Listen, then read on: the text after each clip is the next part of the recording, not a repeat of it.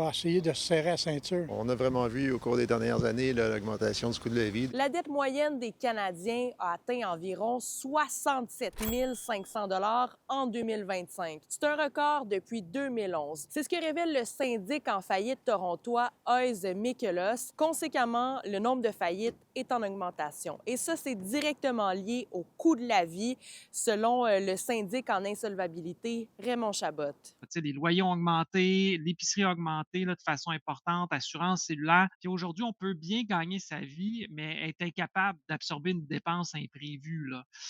Et beaucoup vont utiliser la carte de crédit comme un outil de survie et non pas comme pour s'acheter du luxe, là. On le voit des fois à la caisse, même des gens passent avec deux cartes de crédit pour payer l'épicerie. Il faut craindre le pire et espérer le meilleur. L'essence, l'épicerie, ça, on peut le payer par crédit. Est-ce que ça, des fois, vous n'avez pas le choix de le payer comme ça? Ah, certainement, oui. Des fois, on n'a pas vraiment le choix. Je dirais, la plupart du temps, on n'a pas le choix. Au Québec, il y a près de 35 000 dossiers d'insolvabilité qui ont été déposés l'an dernier. Et ça inclut pas moins de 10 000 faillites. Est-ce que je paye mon loyer ce mois-ci ou je vais faire mon épicerie?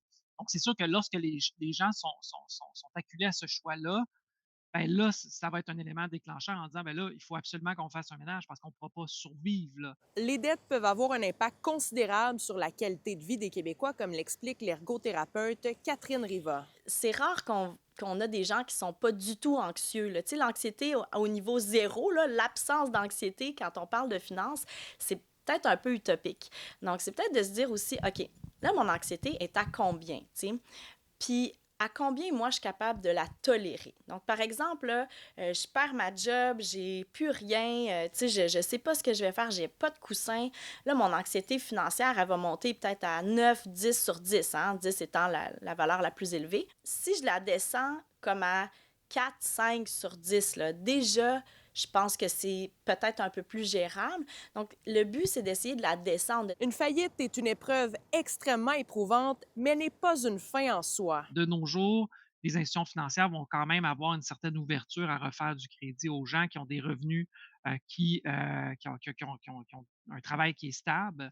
Donc oui, ça va prendre moins que 5 ans là, pour être en mesure là, d'obtenir du crédit. Les syndics autorisés en insolvabilité rappellent de ne pas attendre trop longtemps de crouler sous les dettes avant de consulter un professionnel. À Montréal, Élie Mercure, pour Nouveau Info.